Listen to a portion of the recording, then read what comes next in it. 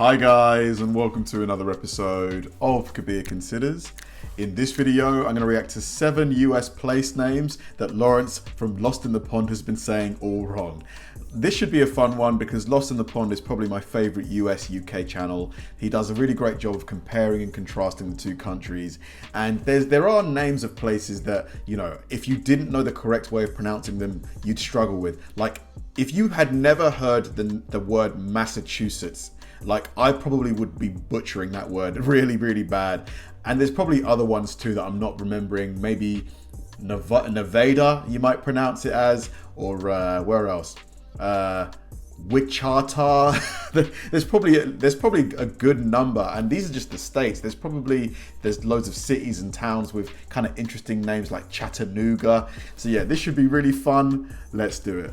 We were all British and we all had to do southern accents that under no circumstances should sound anything like Forrest Gump.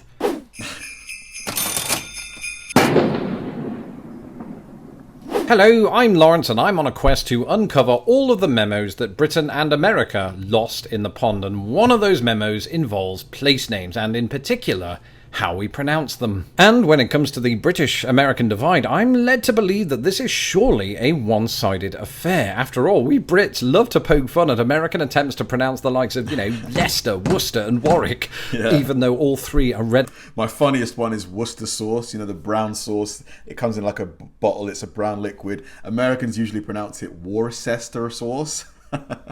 I always chuckle when I hear that. Named within the state of Massachusetts. But hold on, because after living in the US for more than a decade, I've come to realize that it's not just the Americans that struggle with locational phonetics. We Brits, myself included, are absolutely woeful. The Spanish would giggle at our pronunciation of Uruguay or Chile, and the Americans, well, let's just say that I've made an enormous hash brown of my tomatoes, and it's time to come clean. That's right, since moving to the US, I've completely lost count of all of the places I've utterly mispronounced. It's as if the poem at Ellis Island should read, "Give us your tired, your poor, your muddled articulation." And today I'm going to do precisely that. Here are 7 American places that I've been saying completely wrong my entire life.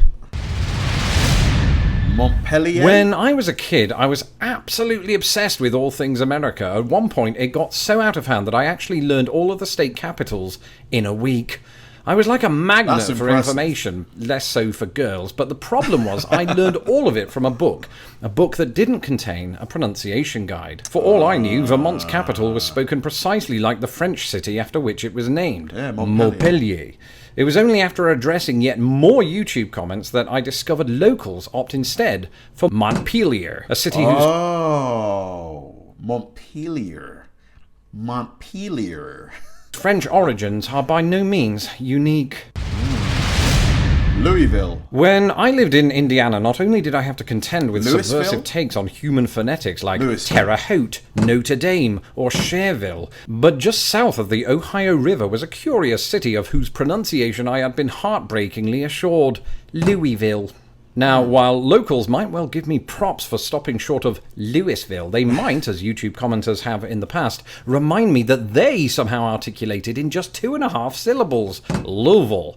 The city was named after Louis XVI, and I'm not sure what he'd think about all of us reducing his name to a, mumble. But if it was Louisville, it would be Louville, wouldn't it? That said, he can probably take comfort from both the duvet that he's wearing and the fact that an entire state was also named in his honor. And that state's largest city Louisiana? is this. New Orleans. That's right, down in the southeast of Louisiana, just up from the mouth of the Mississippi, is a city they call... New Orleans. I'm from New Orleans. The Big Easy. The problem is, pronouncing it is anything but. You see, I'd always defaulted it to how Marty sings it in Back to the Future, remember? During that rendition of Chuck Berry's Johnny Be Good, he lays down some riffs and declares, deep down in Louisiana, down in New Orleans. It even rhymes with evergreens, just in case you were in any doubt, but this is not how the locals say it. A fine example of how they do can be found in the form of Berry's contemporary, Fats Domino. A proud native of the Big Easy, Domino once sang, "If I'm walking to New Orleans," or something like that. Meanwhile, I'm reliably informed that the even shorter option of Norlands isn't usually spoken by residents themselves, but is what tourists think residents say. So it's sort of like how people in Frisco don't actually say San Fran.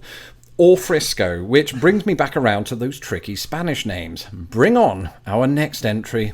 So it is New Orleans, right? It is New Orleans. So I was right. Yes. I'm just going to say it. My sincerest apologies to the people of the Silver State.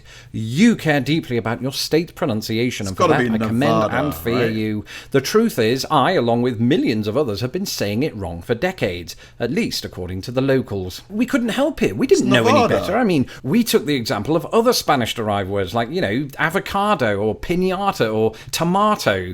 Actually, that last one is a bad example. And assumed that your state just followed the same rule, that the second vowel was equal to that in tostada, Nevada. But I wasn't born yesterday. In both Britain and America, it's perfectly normal for the rules of articulation to go out of the window, and I, for one, welcome that. So, from this day on, I vow to the people of Nevada that I will pronounce it Nevada. What's that? There's a city in Iowa with the same name.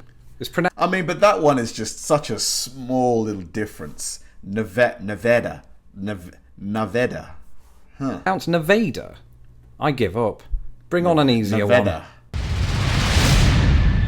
one. What in Kurt Vonnegut's mustache is that? In the parlance of young people, there's a lot to unpack here, so let's get into it. If you're not familiar with this city in New York, let me tell you all about it. It's in New York, it's a city, and it's the absolute Mickey Rourke of hard-to-pronounce place names. First of all, there's the small matter of the first consonant. In similar fashion, Brits and Americans frequently clash over the other's pronunciation of schedule. The Americans pronounce it just as I did, while the British either opt for that or schedule. Perhaps it was hearing the latter so often, or, studying German for 3 years, that convinced me that the city's first consonant was sh. And then there was the rest of the word. Was it nectady or nectady? Or should the emphasis be placed on the first syllable? I believe my first guess was Schenectady.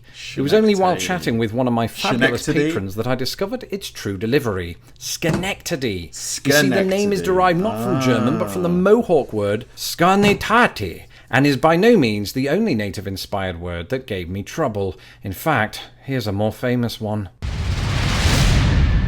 Potomac.